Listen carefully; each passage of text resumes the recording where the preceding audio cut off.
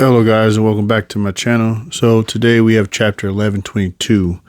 In this chapter we learned quite a bit. Starting out we have Smoker's cover story or cover request. It's a redraw the artwork of Smoker A Boy from Aichi Prefecture, submitted 22 years ago. I think it's a pretty solid drawing. I like the shadows, his eye, and I like the shadows on the opposite side of his face where his scar is at. Great job. I'm ready to get back to the actual cover story at hand at Wano to see what we're going to get, because I hope it's something that's very significant and important. We move on to get more of the reactions from Vegapunk's last statement about the One Piece at the end of chapter 1121. I find it interesting that Kobe, for some reason, he heard all that and his first thoughts was to go and target after Luffy, basically stopping Luffy's quote-unquote dream, which he actually doesn't know Luffy's real dream. But I kind of find it odd. It's like, you really want to go after Luffy out of everybody that you can go into attack. And I see that some people have decided to take that as a sense of respect, meaning that they think that he is giving Luffy respect because he's targeting Luffy, because he believes that Luffy is going to actually accomplish that goal versus everyone else. But I just find it as BS. You did nothing to Boa. You didn't matter. Find it interesting. Buggy, of course, once again, is just running his mouth, and I wonder what Crocodile and Mihawk is going to do moving forward. We do know that they were a bit hesitant on even committing to finding the One Piece. It definitely didn't seem like they were even confident that they would be able to do so, especially being stacked up compared to all of these other great pirates and great pirate crews, I should say. So I find that very interesting. You see Blackbeard, and he is talking to Katarina Devine.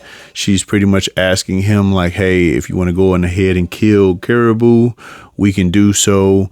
To his response is basically going ahead and bring him here. If he doesn't blow me away with the information that he's got, I'm going to blow him away. Pause. But he's pretty much going to smoke him. I doubt it, because we know that this slime ball has been with us since Fishman Island, and unfortunately for us, he knows the whereabouts of 2 ancient weapons. All I can see is just going to be all out chaos. Unfortunately for us, I think Blackbeard may get a hold of one of the ancient weapons.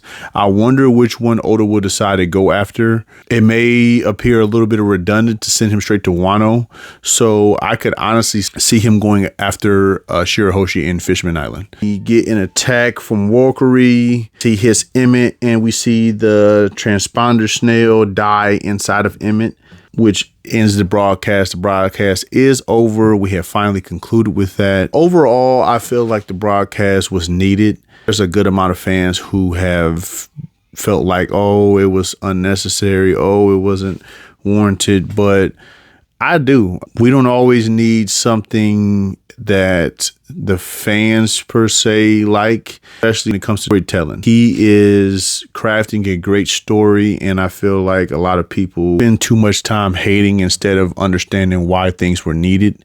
This was meant for the characters within the story to make the story feel more alive. This was not mainly for us. There was some tidbits that we did get that was for us, but a good majority of it was a lot of stuff that we already knew. I think a lot of people just, it's like the rinse and repeat cycle of, at the beginning of an arc, a lot of the fans love the arc. It's the greatest arc ever. It's automatically, for some weird reason, better than the last arc, even though we probably only got like a couple of chapters out of this arc. And by the end of that said arc, they then hate it, and it's some of the worst thing ever, and Oda fumbled. I think that it's just, I'm noticing across all sorts of fandoms, groups of people, is just that there are a group of people in the world who just love to just run their mouth. Pretty unfortunate for us that we have to deal with that, but it is what it is.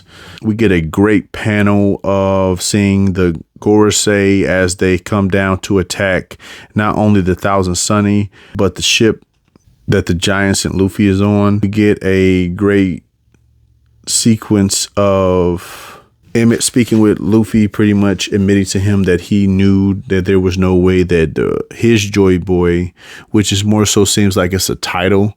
So I don't believe that Joy Boy, that's his actual name. It's just a title that he gained from being the owner or in possession of the Hito Hito no Mi model and sun god Nika. They just called him Joy Boy. So it seems like this is also a new title for Luffy. He would be considered Joy Boy, even though we know that that's not his actual name. So I wonder what name does he have? Seems like Emmett responded to D. Once he heard D, there was no questions asked. He went on ahead and pulled the knot and released all of the Conqueror's Haki from the original Joy Boy. This seems like it's a new level for Conqueror's Haki users. And I enjoy that a lot, actually, because you don't see this too often where we get where it seems like we get to a certain pinnacle, but then the bar keeps raising.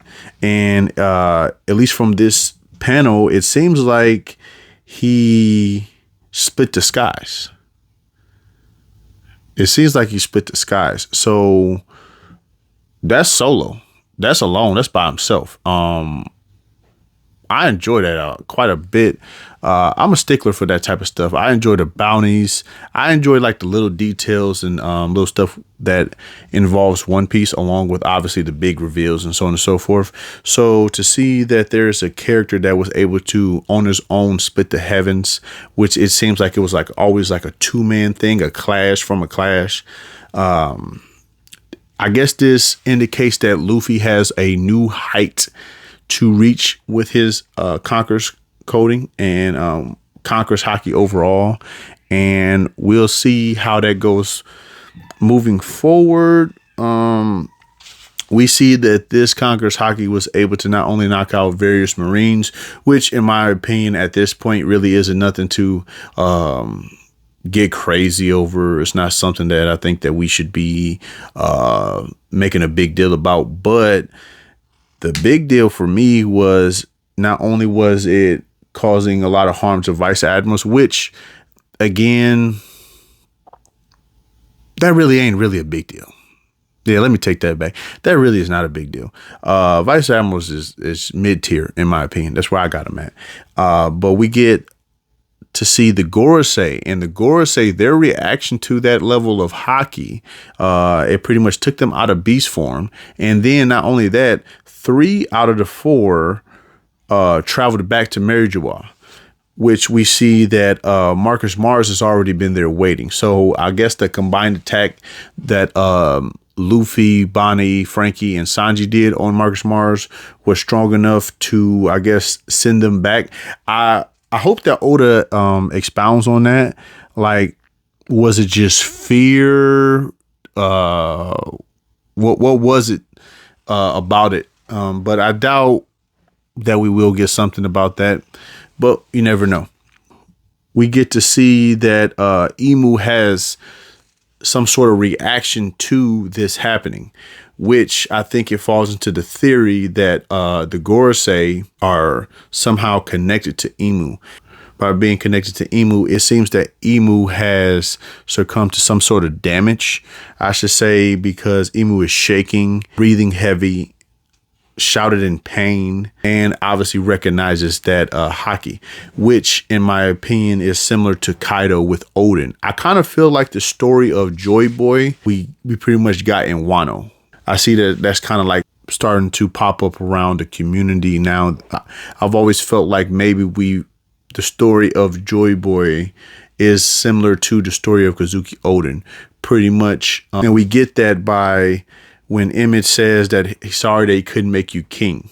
Speaking about Joy Boy of 900 years ago, which tells me that maybe Joy Boy was the prince of that ancient kingdom, was supposed to be king. And just like Kazuki Odin, he wanted to travel. He wanted to step outside. Maybe they had some sort of custom or ideal that basically to travel to the outside world is forbidden or something like that. Joy Boy defied those odds. He went against the rules, and then he came back to claim the throne, which Emu then had took over, and the rest of the founders had took over known as the Alliance. And so I do find that pretty interesting that we see how affected Emu is. I definitely do believe that after this ordeal, Emu and the world government is going to become way more aggressive. I'm talking about way more aggressive, to the point where we see them just doing stuff that we haven't seen them do in the whole entire series. To wrap up the chapter, we do get a flashback finally to a certain part within the Void Century. So the Void Century has already taken place. And this is when Joy Boy basically gave the rope that he knotted up with his Conqueror's hockey in it to Emmett, and basically told Emmett to use this in case of emergencies, of basically, when you need me. When you need me, I will be there, even though I will be not around, because you get to live longer than me. I will basically always be there to help you when in need, or if you feel like you need to help someone else, which we see that Emmett decided to help someone else, i.e. the next Joy Boy, to rescue them. I personally don't believe that they needed the rescue. I think that Oda made it very clear this arc that he was going to suppress Luffy in a way, or more so that he was going to keep Luffy from going all out. And I do hate that terminology. Basically, Luffy, in my opinion, wasn't really pressed too much within this arc. I know a lot of people would try to throw in Kizaru, which if you know how to read and comprehend things, it was obvious that it was a stalling match. It had nothing to do with Yonko versus Admiral, in my opinion, which is a tired debate. I will be covering the Admirals in a near future video where I try to go in depth on my explanation of how I feel about them, how strong I actually believe that they actually are versus what the community thinks. So stay tuned for that. But all in all, I think this chapter was a 9 out of 10. I'm looking forward to the Elbaf.